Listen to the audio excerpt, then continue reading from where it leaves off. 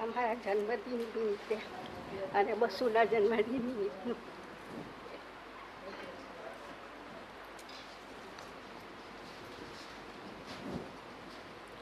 ઓમ સહનાવતુ સહનૌ ભુનક્તુ સહ વીર્યં કરવાવહૈ તેજસ્વિનાવધીતમસ્તુ મા વિદ્વિષાવહૈ. ઓમ શાંતિ શાંતિ શાંતિ. ઓમ પૂર્ણમદઃ પૂર્ણમિદં પૂર્ણાત પૂર્ણમુદચ્યતે પૂર્ણસ્ય પૂર્ણમાદાય પૂર્ણમેવાવશિષ્યતે. ઓમ શાંતિ શાંતિ શાંતિ.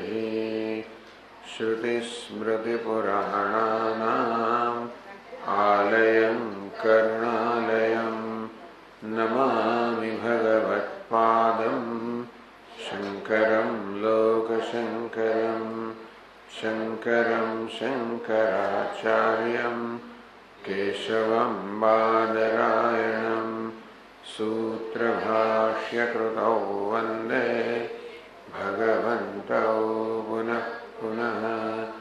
ઈશ્વરો ગુરુરાત્મેતિ મૂર્તિભેદવિભાગિને વ્યાપ્તદેહાય દક્ષિણામૂર્તયે નમઃ. અખંડાનંદસંબોધઃ વંદનાદ્યસ્ય જાયતે ગોવિંદં તમહં વંદે ચિદાનંદતનું ગુરું અખંડં સચ્ચિદાનંદં અવાङ्मनसगोचरम् આત્માનમખિલાધારम् આશ્રયેભીષ્ટસિદ્ધયે યદા લંબોદરં હન્તિ સદાં પ્રત્યુહ સંભવम् તદા લંબે દયાલંબम् લંબોદરપદાંબુજम्.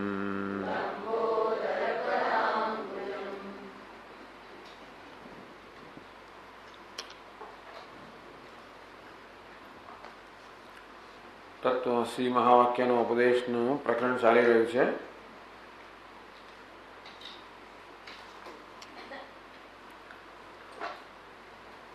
એનો પ્રારંભ થયો 167 પાના પર. બ્રહ્મ અદ્વિતીય છે એના નિરૂપણથી પ્રારંભ થયો.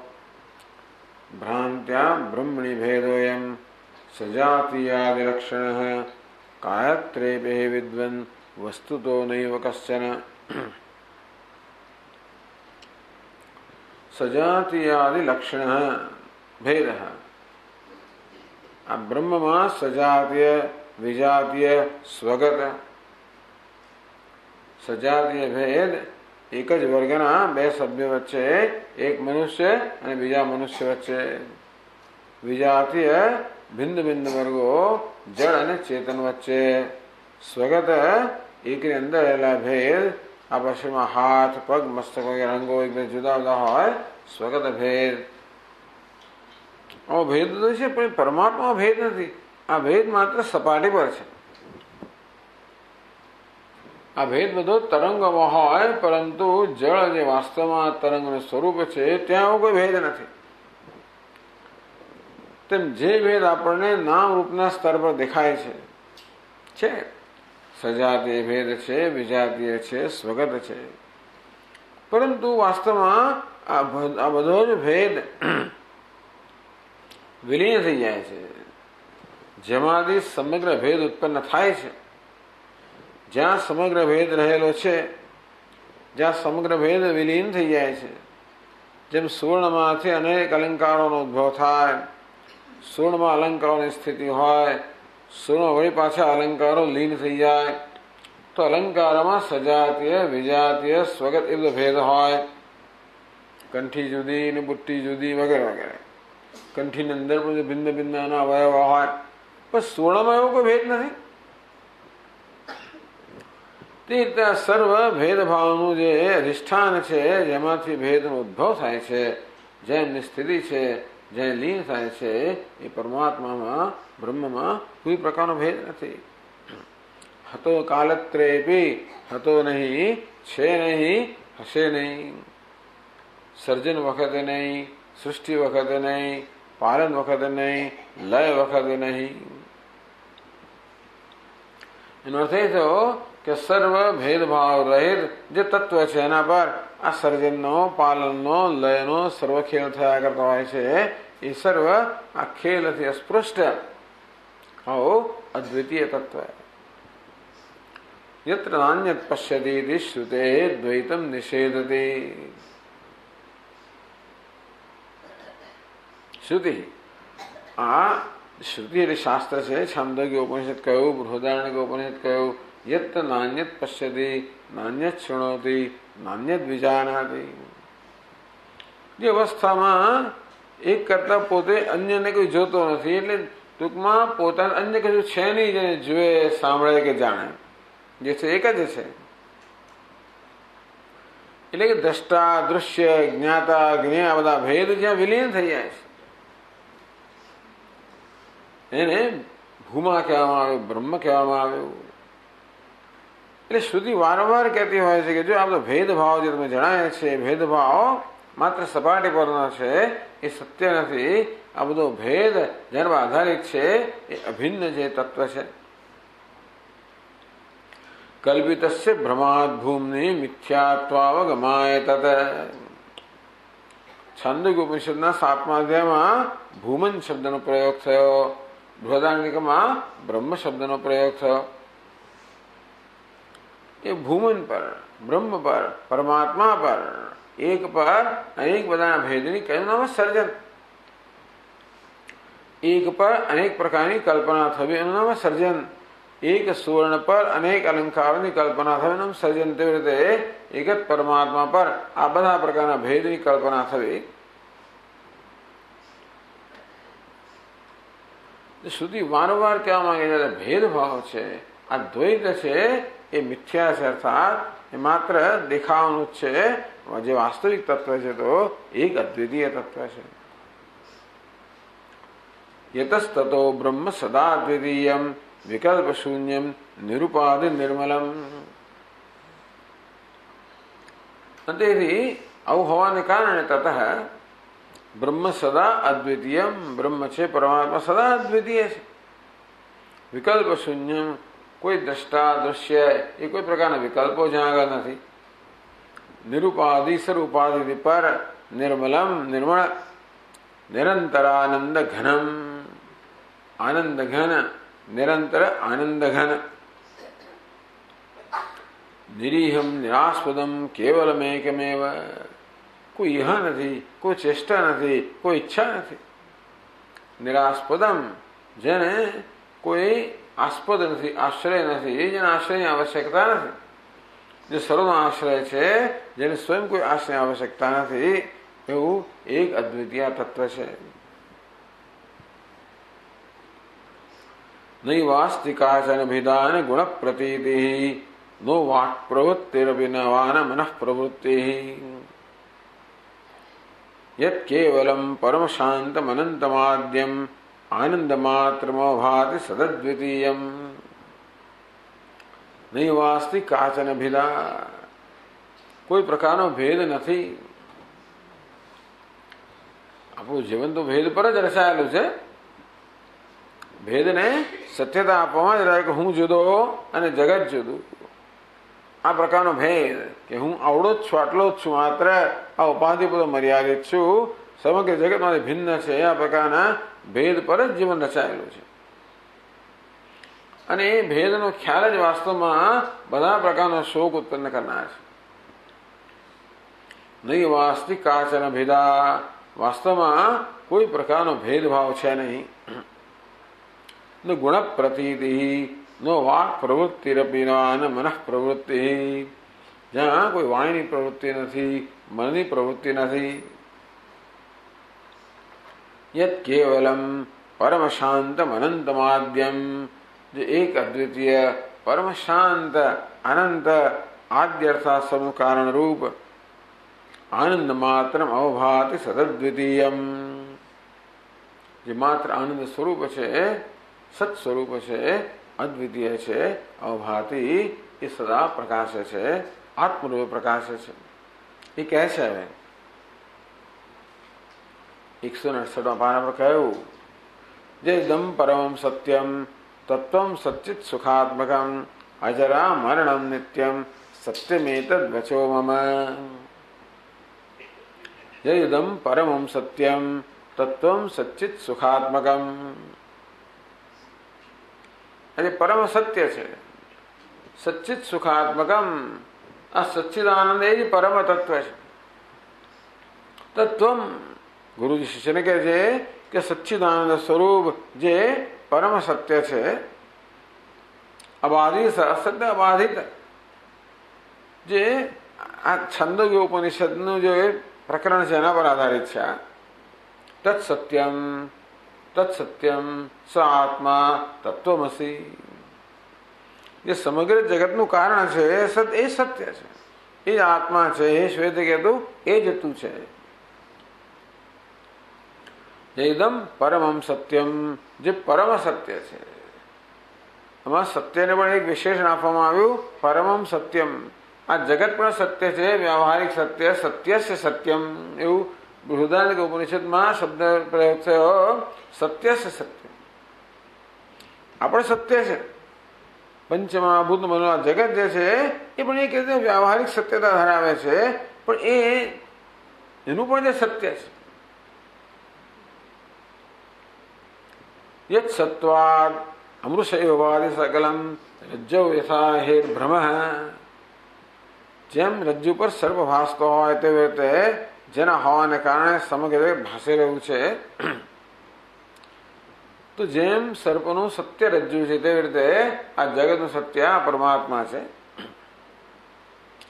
અજરા મરણમ નિત્યમ જે અજર છે, અમર છે, નિત્ય છે, સત્યમે તત્વમ એ શિષ્ય તે તું છે.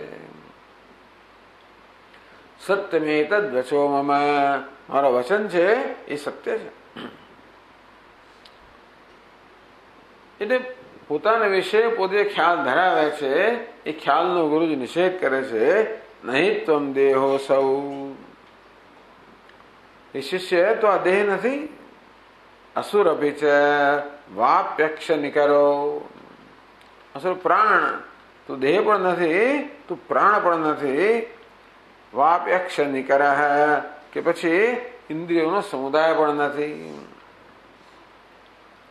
મનોવા બુદ્ધિર્વા ક્વચિદપી તથા અહંકૃતિરપી.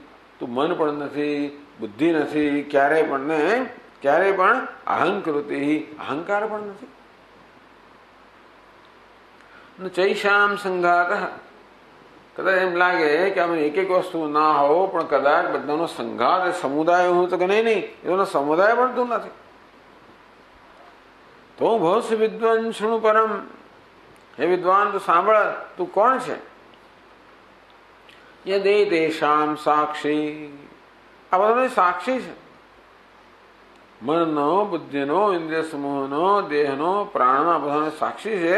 એ સાક્ષી તું છે. સ્વર્ણમ અમલમ તત્વમસી, જે નિર્મળ, જે સ્વપ્રકાશ છે, સ્ફૂર્તિ સ્વરૂપ છે, એ સર્વનો સાક્ષી તું છે. યજ્જાયતે વસ્તુ તદેવ વર્ધતે તદેવ મૃત્યુમ સમપયતિ કાલે.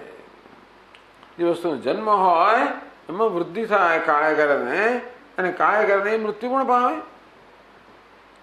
જન્મ એવ તેનાસ્તિ, આ બધું ક્યાં છે? દેહમાં છે. જેનો જન્મ થાય છે દેહ છે, એમાં વૃદ્ધિ થાય છે, એ કાળે કરીને મૃત્યુ પણ પામે છે.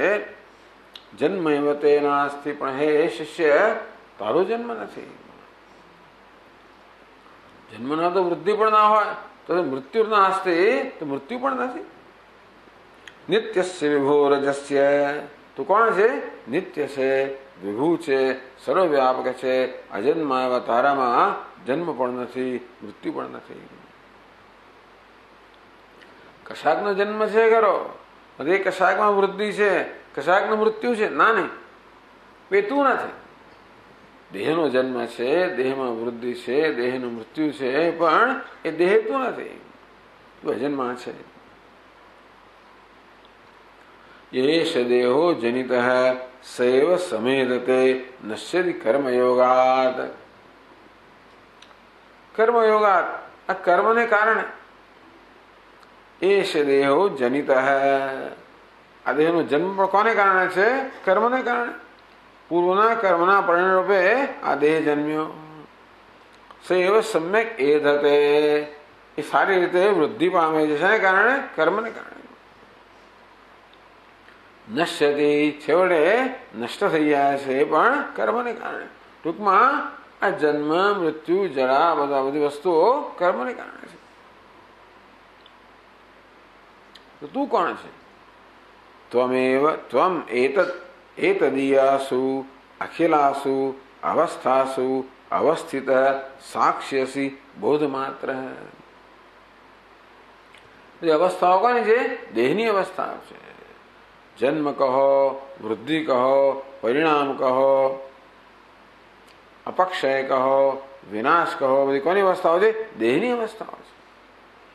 તો એતદીયાસુ અખિલાસુ અવસ્થાસુ, મનની અવસ્થાઓ છે, બુદ્ધિની અવસ્થાઓ છે, ઇન્દ્રિયોની અવસ્થાઓ છે, દેહની અવસ્થાઓ છે. અખિલાસુ અવસ્થાસુ, આ બધી અવસ્થાઓમાં અવસ્થિત તો કેવું છે? આ સર્વ પરિવર્તનમાં બધા પરિવર્તનો સાક્ષી હશે. આ બધા પરિવર્તનમાં પરિવર્તન રહિત સાક્ષી તું છે. જેને બધાની મધ્યમાં રહેલો છે, પણ બધા પ્રકારના વિકારથી રહિત છે, બધાનો બધાને સત્તા સુધી પ્રદાન કરનાર, છતાં પણ સાક્ષી છે. બોધ માત્ર તો માત્ર ચિત્ત જ્ઞાન સ્વરૂપ છે, ચૈતન્ય સ્વરૂપ છે.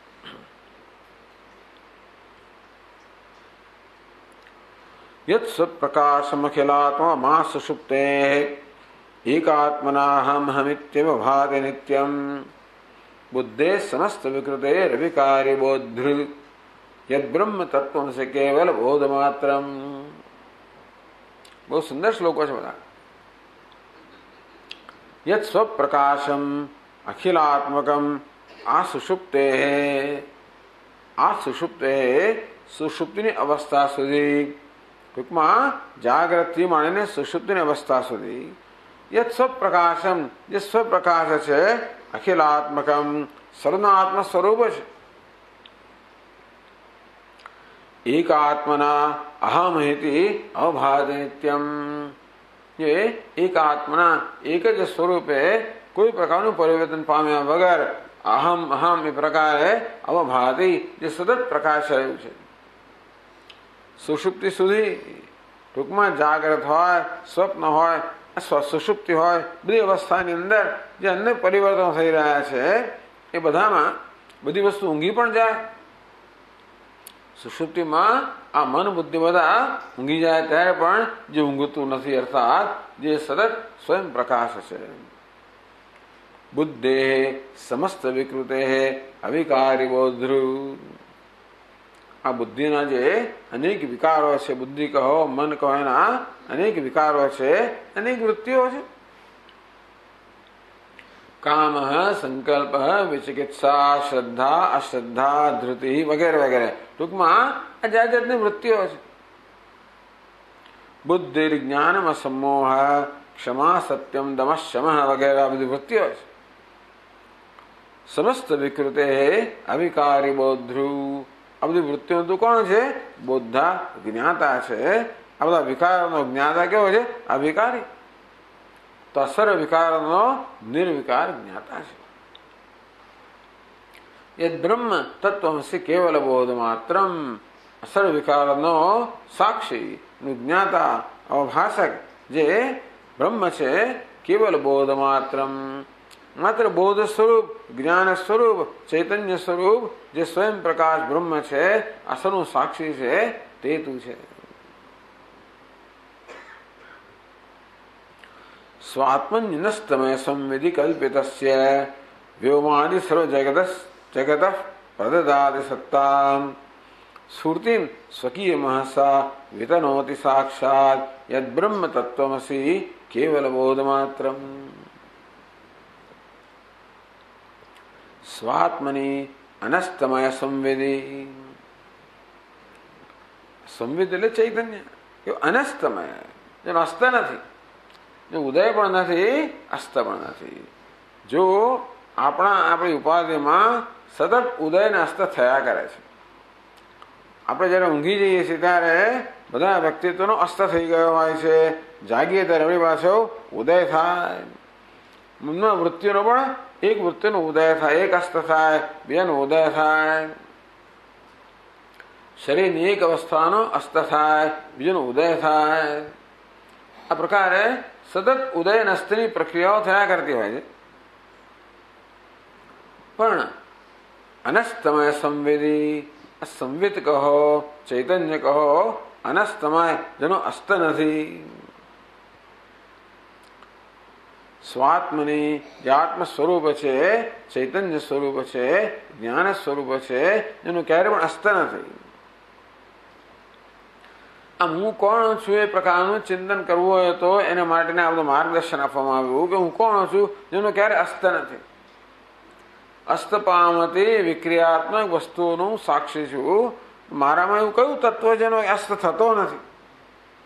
અનસ્તમય સંવેદી કલ્પિતસ્ય, એ સંવિત પર, આત્મ તત્વ પર, ચૈતન્ય પર કલ્પિતસ્ય વ્યોમાદિ સર્વ જગત પ્રદદાતિ સત્તામ. આકાશ તમાયને સમગ્ર જગત જેના પર કલ્પિત છે. તસ્માદ્વા એ તસ્માત આત્મન આકાશ સંભૂત. એ પરમ બ્રહ્મ જે આત્મા છે એમાંથી આકાશનો ઉદ્ભવ થયો. આકાશનો જન્મ થયો કહો, સંભવ થયો, ઉદ્ભવ થયો. ક્યાંક સમગ્ર જગત વાયુ, અગ્નિ, જળ, પૃથ્વી વગેરે. પણ અહીંયા આગળ જન્મ થયો એટલે કલ્પના થવી. એટલે જગતની કલ્પના થઈ. કલ્પિતસ્ય વ્યોમાદિ સર્વ જગત પ્રદદાતિ સત્તા.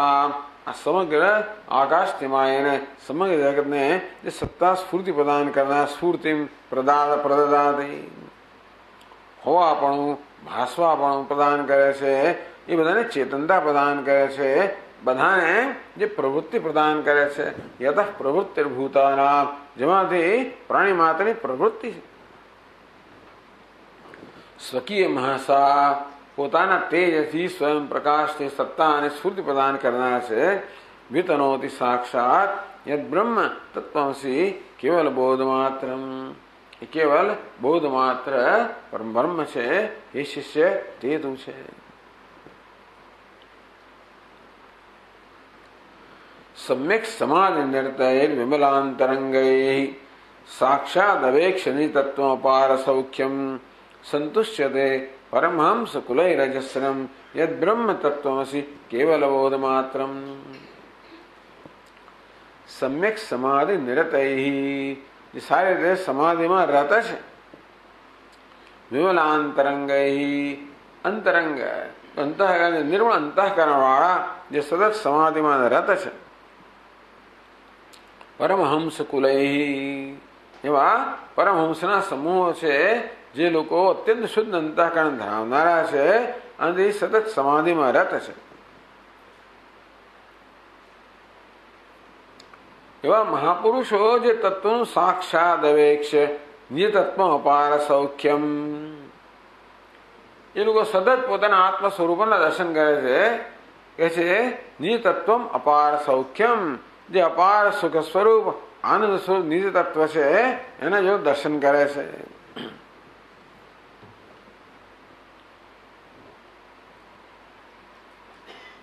સુખમાત્યંતિકમ યત્તત બુદ્ધિગ્રાહ્યમતીન્દ્રિયમ વેત્યત્ર ચૈવાયમ સ્થિતશ્ચરતિ તત્વતઃ. સુખમાત્યંતિકમ યત્તત બુદ્ધિગ્રાહ્યમતીન્દ્રિયમ, જે અતિન્દ્રિય અનંત સુખ છે જેના બુદ્ધિમાં દર્શન કરે છે આત્મ સ્વરૂપે. અજસ્રમ સંતુષ્યતે, અને સદા એલો જે સંતુષ્ટ છે. તો આવા પરમહંસો જે લોકો સમાધિમાં રત હોય છે, એ પોતાના શુદ્ધ અંતર્મુખ અંતઃકરણની અંદર જે અપાર સચિત આનંદના દર્શન કરે સદા સંતુષ્ટ છે. એ તત્વ જે પરમ બ્રહ્મ છે, હે શિષ્ય તે જ તું છે.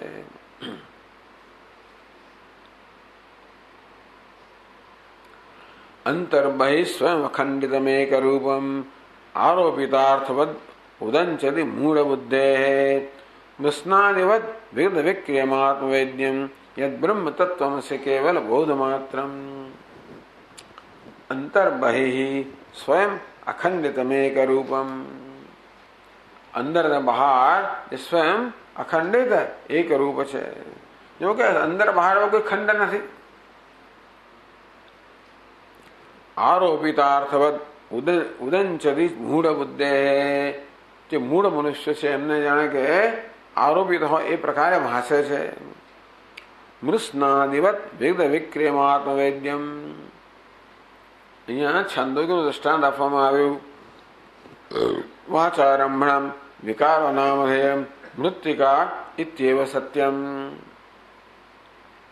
આ વિકાર છે, જેમ કે ઘડો કેવું છે, વાચારંભણમ, એની સતત માત્ર આ ઘડો નામ જેટલી જ છે, જે વાસ્તવિક તત્વ છે એ તો માત્ર માટી જ છે. મૃત્તિકા ઇત્યેવ સત્યમ, માત્ર માટી જ સત્ય છે. મૃત્સના એટલે માને મૃષ્ણાદિ વદ વિગત વિક્રિયમાત્મવેદ્યમ, જેમ આ બધા પાત્રોમાં માટી છે સહ નિર્વિકાર છે. વિગત વિક્રિયમ, આ બધા વિકારોનો જે વાસ્તવમાં આત્મા છે અર્થાત ઉપાદાન કારણ છે, એમનું જે વાસ્તવિક સ્વરૂપ છે મૃત માટી જેવી રીતે નિર્વિકાર છે તેવી રીતે આ બધા આરોપિત પદાર્થોનું જે વાસ્તવિક સ્વરૂપ છે નિર્વિકાર યદ બ્રહ્મ આત્મવેદ્યમ. આત્મવેદ્યમ અર્થાત જે સ્વયં પોતામાં જે લોકો દર્શન કરે છે. યદ બ્રહ્મ તત્વ છે કેવલ બોધ માત્રમ, કેવલ બોધ માત્ર બ્રહ્મ છે, હે શિષ્ય તે તું છે.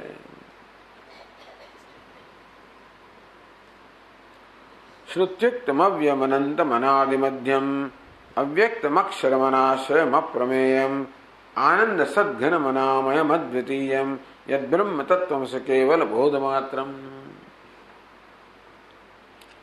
શ્રુતિયુક્તમ અવ્યયમ અનંતમ અનાદિમધ્યમ.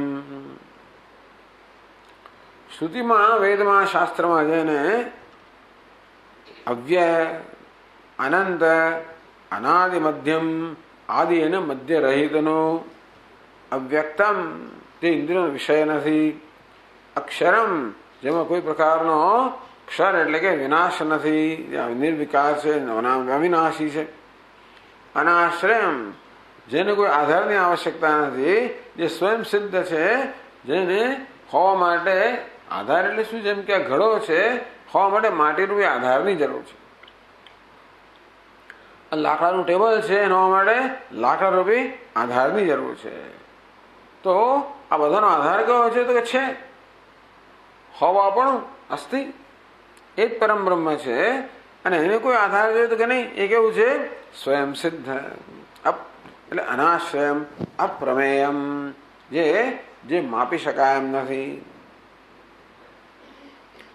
આનંદ સદઘનમ, આનંદને સત સ્વરૂપ, અનામયમ, બધા આમયથી, બધા પ્રકારના રોગથી કે દોષથી કે દુઃખથી મુક્ત, અદ્વિતીય અદ્વિતીય છે બ્રહ્મ તત્વમસી કેવલ બોધ માત્રમ, એ બોધ માત્ર અદ્વિતીય બ્રહ્મ તું છે.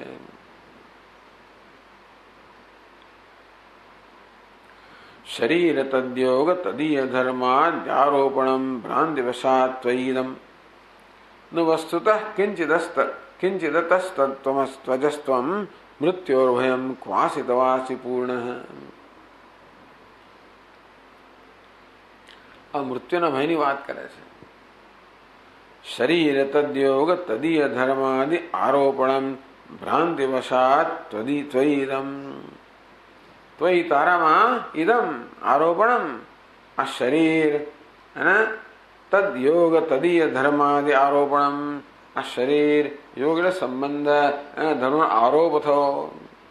એટલે કે હું પુરુષ છું, હું સ્ત્રી છું, હું યુવાન છું, હું વૃદ્ધ છું, હું તો કે શ્યામ છું, હું શ્વેત વગેરે વગેરે, ગોરો છું, શ્યામ વગેરે.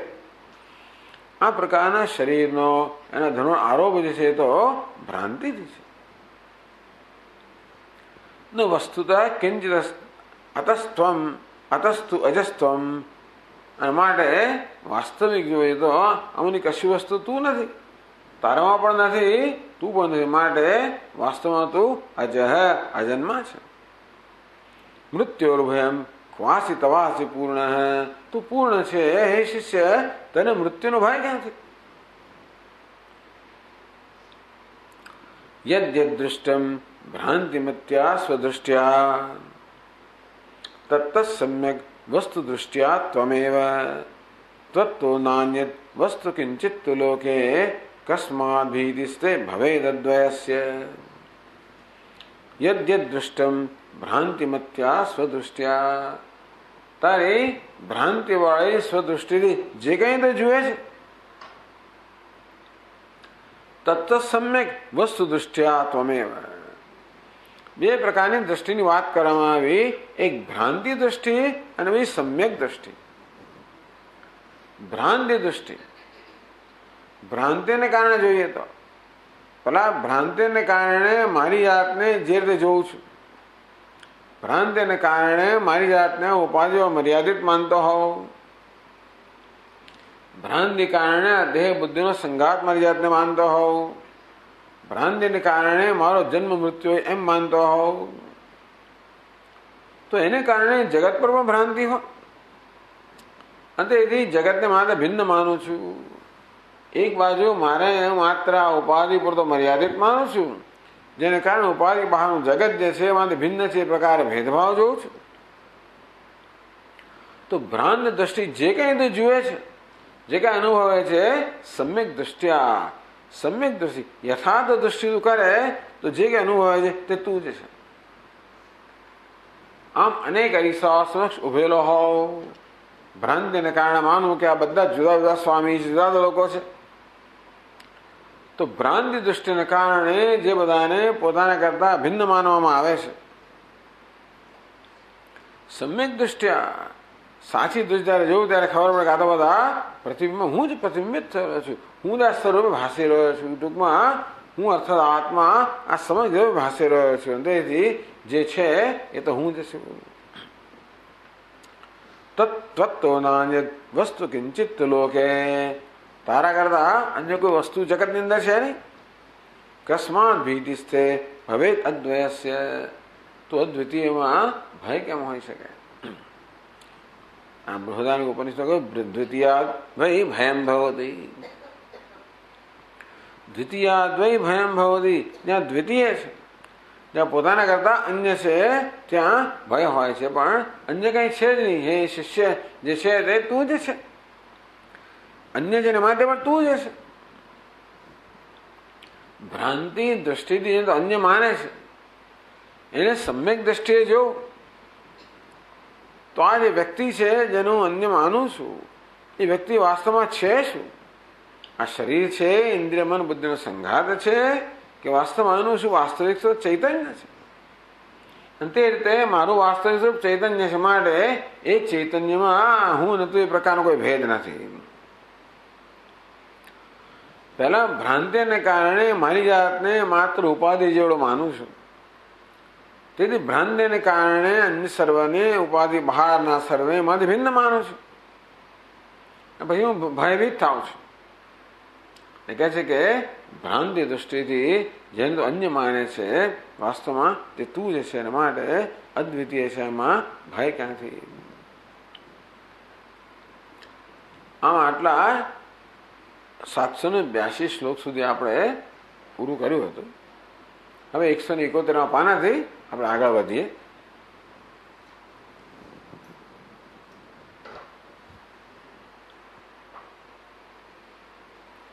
આજે ભયનો વિષય છે, એની આગળના શ્લોકમાં પણ એ વિશે વાત કરે છે. પહેલા તો કહેવામાં આવ્યું તને મૃત્યુનો ભય ક્યાંથી હોય? આ મૃત્યુનો ખ્યાલ તો શરીરના કારણે જન્મે છે. આ શરીરને એના ધર્મનો તારા પર અધ્યારોપ થવાના કારણે હું મૃત્યુને અધીન છું, મારું મૃત્યુ થવાનું છે, આ પ્રકારનો ભય જન્મે છે. કે બધું તો શરીરના સ્તરે છે, એ તારા પર આરોપિત છે, એ તારો સ્વભાવ નથી.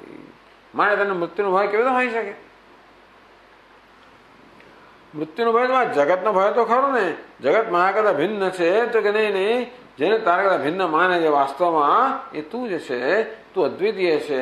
અદ્વિતીયમાં ભય કેવો?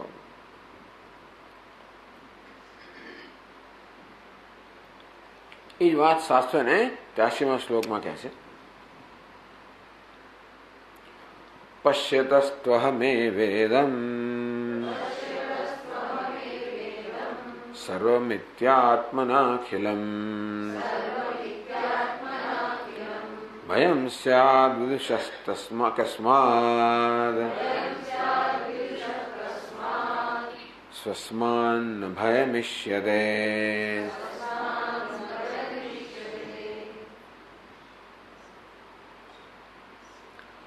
પશ્યતસ્તુ અહમેવ ઇદં સર્વં અહમેવ ઇદં સર્વં ઇતિ પશ્યતઃ આત્મના અખિલં. અહમેવ ઇદં સર્વં, આ સર્વ હું જ છું. સર્વ અખિલમ આત્મના પશ્યતઃ. એટલે કહેવામાં આવ્યું કે તું જેને તને ભિન્ન માને વાસ્તવમાં તું જ છે. આ સર્વ એક જ આત્માનો અવિલાસ છે, એક જ ચૈતન્યનો અવિલાસ છે. ચિત્ત ચૈતન્ય જેવી રીતે તદ્વિલાસ તદ્રુજીવ સ્વપ્નની અંદર સ્વપ્નો એક જ ચૈતન્યનો વિલાસ છે. સમગ્ર સ્વપ્ન જગત જે એક જ ચૈતન્યનો વિલાસ છે, તેમાં જાગ્રત જગત પણ એક જ ચૈતન્યનો વિલાસ છે. બ્રહ્મૈવાહમિદં જગત સકલમ ચિન્માત્ર વિસ્તારિતમ. આ સમય જેવો છે, ચૈતન્ય એક માત્ર વિસ્તાર છે. અને તેથી પહેલા પોતાના માટેની દ્રષ્ટિ કે છે હું ચૈતન્ય છું. જ્યાં સુધી મારી જાતના દેહનો સંઘાત માનતો હોય ત્યાં સુધી આ શક્ય નથી. પણ જ્યારે પોતાના વિષયની પોતાની દ્રષ્ટિ બદલાઈ ગઈ છે કે હું શુદ્ધ ચૈતન્ય છું, ચૈતન્ય માત્ર છું, તો સર્વ ચૈતન્ય જ છે. આ દેહ પણ ચૈતન્ય જ છે. વાસ્તવમાં એ ચૈતન્યનો જ વિલાસ છે. જેમ વૈજ્ઞાનિકો આપણને કહે છે કે આ સર્વ જે પદાર્થો છે એક જ ઉર્જા જે છે, ઉર્જાના તરંગો છે, તેવી રીતે વેદાંત કહે છે કે આ સર્વ જે છે એક ચૈતન્યના તરંગ છે. એ ચૈતન્ય હું છું. આમ અહમેવ ઇદં સર્વં, હું જ આ સર્વ છું. બ્રહ્મૈવાહમિદં સકત જગત ચ સકલમ ચિન્માત્ર વિસ્તારિતમ. બસ હું જ બ્રહ્મ છું અને આ મારો જ વિસ્તાર છે.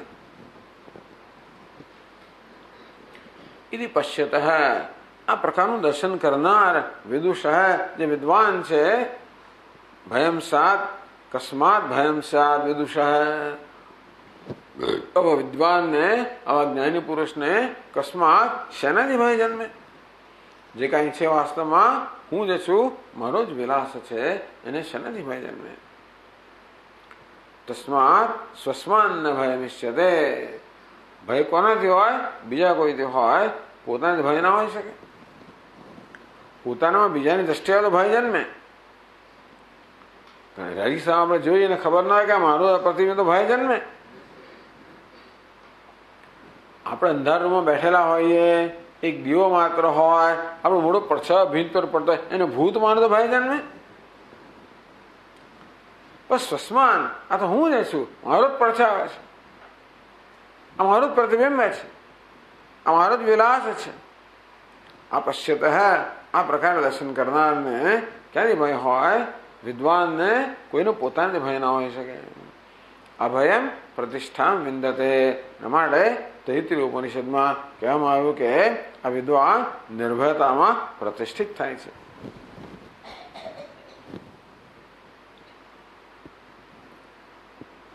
એટલે કહે છે ગુરુજી આગળ, તસ્માત ત્વમભયમ નિત્યમ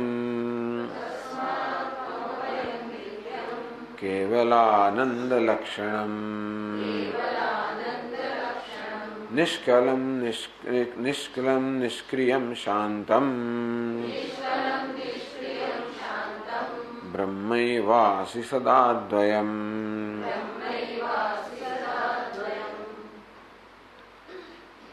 તસ્માત ત્વમ અભયમ નિત્યમ કેવલાનંદ લક્ષણમ. તસ્માત તે કારણથી ત્વમ કેવલ આનંદ લક્ષણમ, તું કેવલ આનંદ સ્વરૂપ છે, નિત્ય છે, અભયમ નિત્યમ, હંમેશા તો નિર્ભય છે, અભય સ્વરૂપ છે.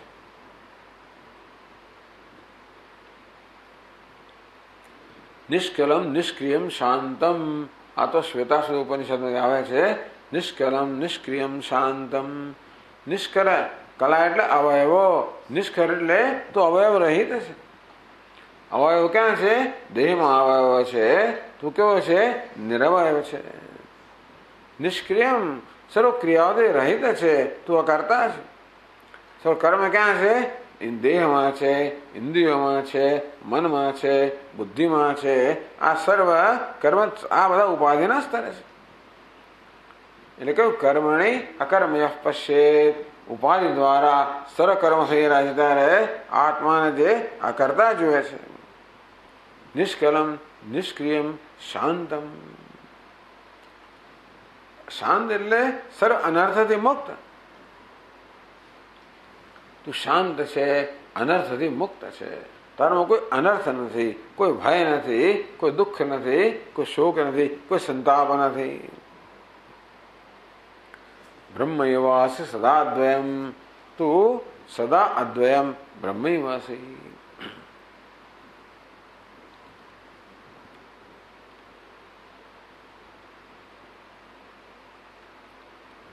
હવે છંદ બદલાય છે. આને સુંદર સુંદર શ્લોકોની રચના છે. આ જુદા છંદમાં કેટલાક શ્લોકોની રચના છે. જ્ઞાતૃજ્ઞાન જ્ઞેય વિહીનમ જ્ઞાતુરભિન્નમ જ્ઞાનમખંડમ.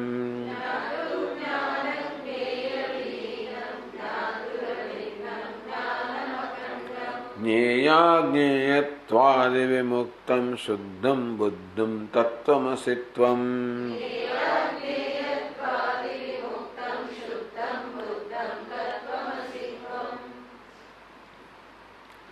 જ્ઞાતૃ જ્ઞાન જ્ઞેય વિહીનમ. જ્ઞાતૃ એટલે જ્ઞાતા, જાણનાર.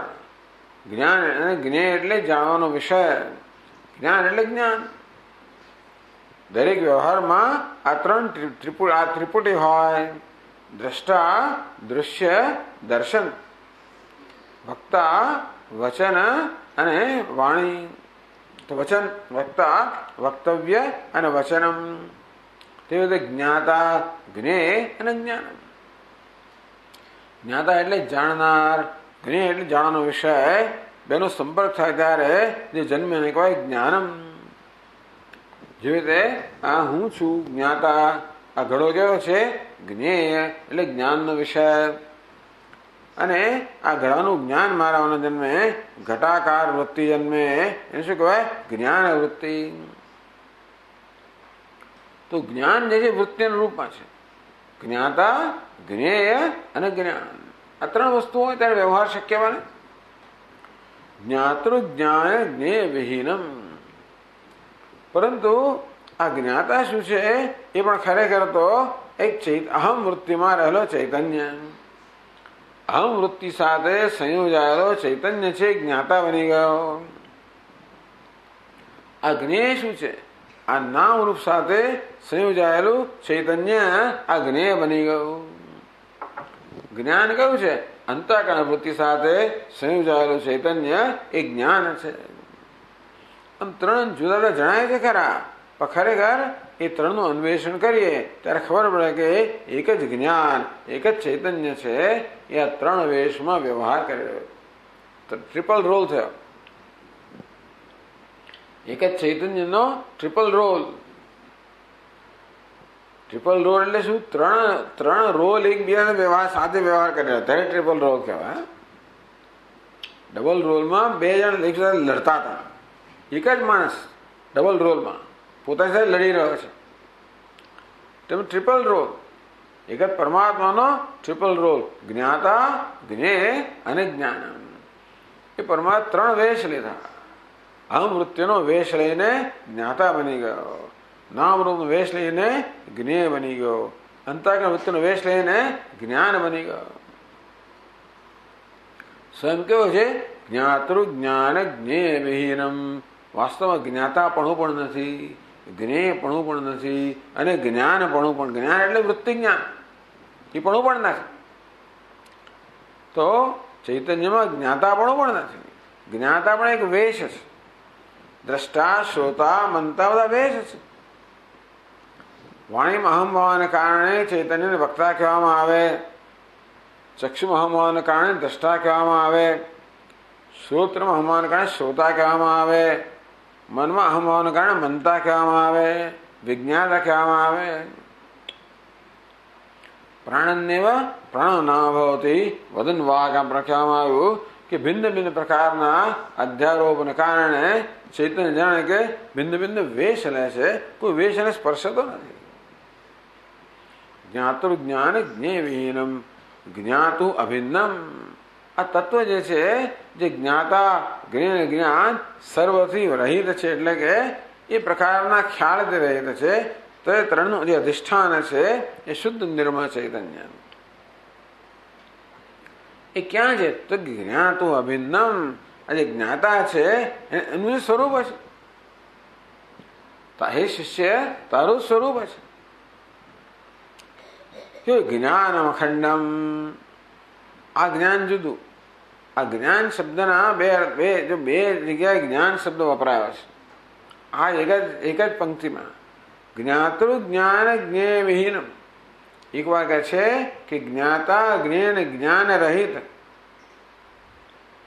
બીજી વાર કહે છે જ્ઞાન અખંડમ, અખંડ જ્ઞાન સ્વરૂપ. એક વાર કહે છે જ્ઞાન વગરનું, બીજી વાર જ્ઞાન સ્વરૂપ. એનો તો બે જ્ઞાન થયા. એ કેવું જ્ઞાન છે? વૃત્તિ જ્ઞાન. જેમ કે આ કહ્યું તે પ્રમાણે આ ઘડા પર મારી નજર પડે, મારા મમ્મી ઘડાના આકારની વૃત્તિ જન્મે, એને આપણે ઘટક જ્ઞાન કહીએ, ઘડાનું જ્ઞાન. બીજી તરફ જોયું તો પછી આ વસ્ત્ર છે, પટક જ્ઞાન, મઠક જ્ઞાન. આવી રીતે જ્ઞાનના વિષયો બદલાયા કરે એટલે મનમાં વૃત્તિઓ બદલાયા કરે. બધી વૃત્તિઓ શું છે? એક જ જ્ઞાન. જેમ એક જ સુવર્ણ હોય, અનેક બધા અલંકાર રૂપમાં વધે એક જ ચૈતન્ય આ ભિન્ન ભિન્ન વૃત્તિના રૂપમાં આવે. એ ચૈતન્ય પેલી વૃત્તિ સંયોજાઈને ઘટાકાર બને, પટાકાર બને, મઠાકાર બને. બધાની અંદર જે રહેલું છે એ શુદ્ધ જ્ઞાન, એ ભિન્ન ભિન્ન આકાર થાય. એ આકાર ક્યાં છે? અંતઃકરણમાં છે. વૃત્તિના આકાર છે, પરંતુ વૃત્તિમાં નું જે ચૈતન્ય છે એ કેવું છે? નિરાકાર છે. એને જ્ઞાન તો એક બાજુ કે જ્ઞાન વિહીનમ, એટલે કે આ જે વિશેષ જ્ઞાન છે એ વિશેષતા રહિતનું જ્ઞાન અખંડમ નિર્વિશેષ જ્ઞાન સ્વરૂપ. જ્ઞેયા જ્ઞેયત્વાદ વિમુક્તમ. ભાઈ બધું કેનોપનિષદની વાત કરે છે. જ્ઞેયા જ્ઞેયત્વાદ વિમુક્તમ. તેથી વિદિત અવિદિતાદ વિમુક્તમ કહેવામાં આવ્યું કે વિદિત પણ નથી, અવિદિત પણ નથી, જ્ઞેય પણ નથી, અજ્ઞેય પણ નથી. જ્ઞેય એટલે જાણવા યોગ્ય, અજ્ઞેય એટલે જાણવા ન યોગ્ય. અન્ય દેવતદ વિદિતાત અથો અવિદિતાત અધિ. અન્ય દેવતદ વિદિતાત એ વિદિત કરતા અન્ય છે, અવિદિતાત અધિ અવિદિત કરતા પણ અન્ય છે. વિદિત એટલે જે જાણેલું છે એના કરતા અન્ય છે, નથી જાણેલા કરતા અન્ય છે. એનામાં જ્ઞેયપણું, જ્ઞાનના વિષયપણું નથી અને અજ્ઞેયપણું પણ નથી. જ્ઞેયા જ્ઞેયત્વાદ વિમુક્તમ શુદ્ધમ બ્રહ્મ શુદ્ધમ બુદ્ધમ તત્વમસિત્વમ. જે શુદ્ધ છે, બુદ્ધ છે, બુદ્ધ છે અર્થાત જે જ્ઞાન સ્વરૂપ છે, તત્વમસિત્વમ હે શિષ્ય તે તત્વ તું છે.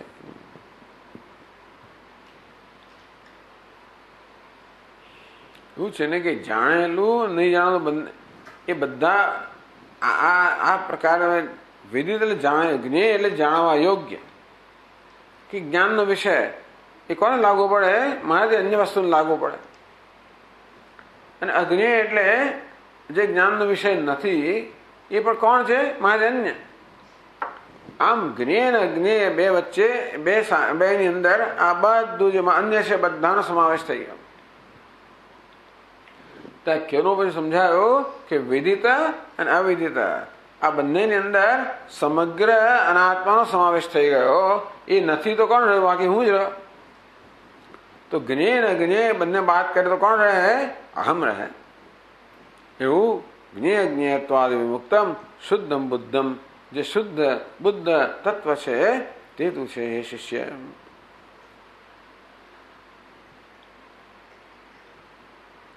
પછીના શ્લોકમાં કહે છે અંતઃપ્રજ્ઞત્વાદ વિકલ્પૈરસ્પૃષ્ટમ યત્તદૃશિ માત્રમ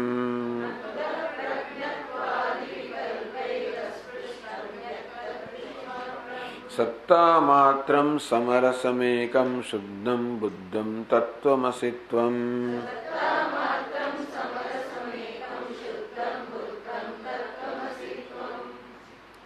હવે પાછું માંડુક્ય ઉપનિષદ આવ્યો. અંતઃપ્રજ્ઞત્વાદ વિકલ્પે અસ્પૃષ્ટમ. વિકલ્પે અસ્પૃષ્ટમ નાંતઃપ્રજ્ઞમ ન બહિષ્પ્રજ્ઞમ નો ભયતઃ પ્રજ્ઞમ ન પ્રજ્ઞાન ઘનમ ન પ્રજ્ઞમ ના પ્રજ્ઞમ. વિકલ્પ કહેવામાં આવ્યા. અંતઃપ્રજ્ઞમ બહિષ્પ્રજ્ઞમ. અંતઃપ્રજ્ઞમ એટલે સ્વપ્ન, બહિષ્પ્રજ્ઞમ એટલે જાગ્રત. અંતઃપ્રજ્ઞા જેની પ્રજ્ઞા અંદર છે. આ સ્વપ્ન ક્યાં હોય છે? આપણે અંદર હોય છે. માટે સ્વપ્નમાં આત્મા કેવો હોય છે? અંતઃપ્રજ્ઞા. જાગ્રત અવસ્થામાં એની પ્રજ્ઞા ક્યાં છે? બહારના વિષયો મળે એને બહિષ્પ્રજ્ઞા કહેવામાં આવે. ક્યારેક ક્યારેક જાગ્રત અને સ્વપ્નની અંતરાલ અવસ્થા હોય એનું ઉભયતઃ પ્રજ્ઞા, થોડું આમ અંદર બહાર બંને છે. પ્રજ્ઞાન ઘન સુષુપ્ત અવસ્થામાં અંતઃ પ્રજ્ઞા નથી, બહાર પ્રજ્ઞા નથી, ઉભયતઃ પ્રજ્ઞા નથી. પ્રજ્ઞાન ઘન એને એનું પ્રજ્ઞાન જે છે એ ઘન એક બની ગયું. આમ જાગ્રત અવસ્થા, સ્વપ્ન અવસ્થા, સુષુપ્ત અવસ્થા, ત્રણેય અવસ્થામાં એ ત્રણેય અવસ્થાઓનો અને એમાં રહેલા આત્મા, એમાં રહેલો જે ચૈતન્ય છે એટલે વેશ છે એનો નિષેધ કરવામાં આવ્યો. વિશ્વ, તૈજસ, પ્રાજ્ઞ. જાગ્રત અવસ્થામાં ચૈતન્યને વિશ્વ કહેવામાં આવ્યો. સ્વપ્ન અવસ્થામાં ચૈતન્યને તૈજસ કહેવામાં આવ્યો. સુષુપ્ત અવસ્થામાં ચૈતન્યને પ્રાજ્ઞ કહેવામાં આવ્યો. અંતઃપ્રજ્ઞમ એ તૈજસ નથી, બહિષ્પ્રજ્ઞમ એ વિશ્વ નથી, ન પ્રજ્ઞાન ઘનમ એ પ્રાજ્ઞ નથી. છે નથી. વિશ્વ નથી એટલે માત્ર એટલો જ નથી. પણ વિશ્વ, તૈજસ, પ્રાજ્ઞ આ બધાના વેશ છે જે સર્વવેશથી રહિત છે. એ સર્વવેશનું જે અધિષ્ઠાન છે, જેવી રીતે કોઈ અભિનેતા હોય એ ભિન્ન ભિન્ન વેશ લેતો હોય, ક્યારેક રાજા બને, ક્યારેક ભિખારી બને, ક્યારેક પ્રધાન બને. એક જ આત્મા તેવી રીતે ક્યારેક વિશ્વ બને, ક્યારેક તેજસ બને, ક્યારેક પ્રાજ્ઞ બને. તો એ સ્વયં કેવો છે? તુરીય, ચતુર્થ, આ ત્રણેયનું અધિષ્ઠાન, ત્રણેયમાં જે વાસ્તવિક સામાન્ય તત્વ છે. અંતઃપ્રજ્ઞત્વાદિ વિકલ્પૈ અસ્પૃષ્ટમ. અંતઃપ્રજ્ઞા, બહિષ્પ્રજ્ઞા પ્રકારના જે વિકલ્પો છે, ભેદભાવ છે, એ બધાથી અસ્પૃષ્ટ છે. તો કેવું છે? યત્તદ દૃશ્ય માત્રમ, જે દૃષ્ટિ એટલે દર્શન, દ્રષ્ટિ, જે દૃષ્ટિ માત્ર છે, દ્રષ્ટા નથી, દૃશ્ય નથી, દર્શન નથી, દ્રષ્ટિ છે. એ દ્રષ્ટિ દ્રષ્ટા બને, એ દ્રષ્ટિ દૃશ્ય બને, એ દૃષ્ટિ દર્શન બને. આ દ્રષ્ટા, દૃશ્ય અને દર્શન એ ત્રણેયમાં જે સમાન તત્વ છે, કયું છે? દૃષ્ટિ. એ જ કહેવામાં આવ્યું કે ભાઈ આ દ્રષ્ટે દ્રષ્ટુ દૃષ્ટે ન વિપરેલોપો ન વિદ્યતે અવિનાશિત્વાત. આ દ્રષ્ટાનો લોપ થઈ જાય પણ દૃષ્ટિનો લોપ થતો નથી. આ દ્રષ્ટા ક્યાં સુધી હોય? જાગ્રત હોય ત્યાં સુધી. જ્યારે હું ગાઢ નિદ્રામાં હોઉં ત્યારે દ્રષ્ટા રહેતો નથી. દ્રષ્ટાનો લોપ થઈ ગયો, શ્રોતાનો લોપ થઈ ગયો, વક્તાનો લોપ થઈ ગયો, પણ દ્રષ્ટાની દૃષ્ટિનો લોપ થતો નથી. એના ચૈતન્યનો લોપ થતો નથી. એ દ્રષ્ટિ એક કેવી છે? અનિત્ય દૃષ્ટિ છે, બીજી નિત્ય દૃષ્ટિ છે. અત્યારે આપણે આંખો દ્વારા આપણે જોઈએ છીએ કે અનિત્ય દૃષ્ટિ એટલે કે જ્યાં સુધી ઇન્દ્રિયો છે ત્યાં સુધી આ દૃષ્ટિ હોય. સુષુપ્તિમાં ઇન્દ્રિયો ન હોય ત્યારે દૃષ્ટિ નથી હોતી, પણ ત્યારે પણ જેને કારણે દૃષ્ટિ છે એ દૃષ્ટિ તો છે. માત્ર બીજું કશું જોવાનું છે નહીં, માટે ત્યાં આગળ આવી કોઈ વિશેષ દૃષ્ટિ પણ નિર્વિશેષ દૃષ્ટિ છે. એટલે યત્ત દૃષ્ટિ માત્રમ, જે નિર્વિશેષ દૃષ્ટિ છે, નિર્વિશેષ ચૈતન્ય છે, તે તું છે. તો અંતઃપ્રજ્ઞા, તારી પ્રજ્ઞા અંદર બહાર એ પ્રકારના વિકલ્પો રહિત છે. પ્રજ્ઞામાં અંતઃપણું, બહિષ્પણું, આ બધા પ્રાણપણ, આ બધા પ્રકારના વિકલ્પો રહિત એકમાત્ર નિર્વિશેષ દૃષ્ટિ સ્વરૂપનું છે. સત્તા માત્રમ, આ જે દૃષ્ટિ છે એ પણ સત્તા એટલે સત છે, હોવાપણું, ભાસવાપણું, હોવાપણું એક જ છે. આ વસ્તુ જે છે ઘડો, જેમ કે એ છે એવું આપણે ક્યારે કહી શકીએ? એ જ્યારે આપણા જ્ઞાનનો વિષય હોય ત્યારે. નહીંતર હું પૂછું મારા હાથમાં છે ઘડો, તો ના કહે કે જ્ઞાનનો વિષય નથી. જે વસ્તુ આપણે જાણતા હોઈએ છે એ માટે કહીએ ને. પણ એ જ્ઞાનનો વિષય કે હોય ત્યારે જ્ઞાનનો વિષય બને ને. એ છે માટે જ્ઞાનનો વિષય બન્યો, અને જ્ઞાનનો વિષય જે માટે છે એ છે તમે ક્યારે કહો? જ્ઞાનનો વિષય હોય ત્યારે. પણ જ્ઞાનનો વિષય ક્યારે બને? હોય ત્યારે. એ હોવાપણું, ભાસવાપણું એક જ છે. એ દૃશ્ય માત્ર ભાસવાપણું, સત્તા માત્ર હોવાપણું, સત્તા માત્ર સમરસમ પ્રજ્ઞાન ઘન. ત્યાં આગળ એક દૃષ્ટાંત આપવામાં આવ્યું, જેવી રીતે બૃહદારણ્યક ઉપનિષદમાં દૃષ્ટાંત આપવામાં આવ્યું. શાનું? તો કે એક પેલો મીઠાના ગાંગડાનું દૃષ્ટાંત આપવામાં આવ્યું. એ દૃષ્ટાંત એથી વધારે બીજું દૃષ્ટાંત આપી શકાય એમ નથી. તો મીઠાનો ગાંગડો હોય એમાં માત્ર મીઠું જ, કશું બીજું હોય જ નહીં. એ શું કહેવાય? એક રસમ. એટલે કે એમાં મીઠા સિવાય કંઈ જ ના હોય.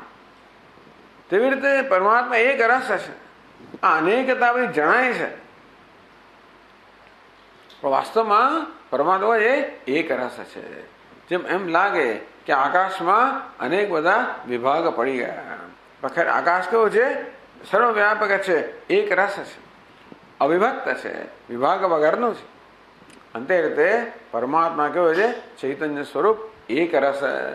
ટૂંકમાં એ સિવાય બીજું કાંઈ નથી. કોઈ જળ વસ્તુ નથી, કોઈ ચૈતન્યથી અન્ય કશી જ વસ્તુ નથી. નિત્યમ સત્તા માત્રમ સમરસમેકમ, સમાન એક રસવાળું, શુદ્ધમ બુદ્ધમ તત્વમસિત્વમ. જે શુદ્ધ છે, બુદ્ધ છે એ તત્વ, હે શિષ્ય એ શુદ્ધ બુદ્ધ તત્વ તું છે.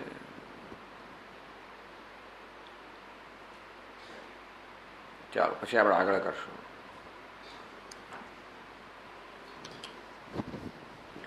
ઓમ પૂર્ણમદઃ પૂર્ણમિદં પૂર્ણાત પૂર્ણમુદચ્યતે પૂર્ણસ્ય પૂર્ણમાદાય પૂર્ણમેવાવશિષ્યતે. ઓમ શાંતિ શાંતિ શાંતિ.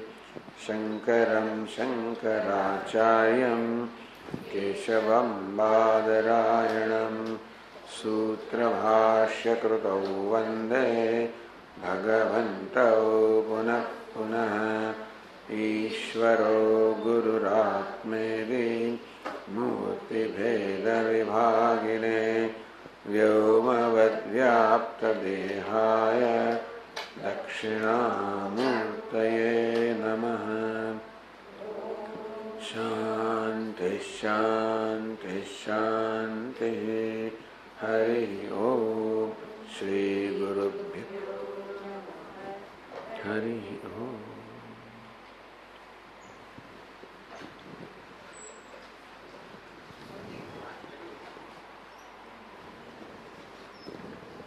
हाँ हाँ, एक आज सवारे बात करने रह गई. हाँ स्टॉप છે ને.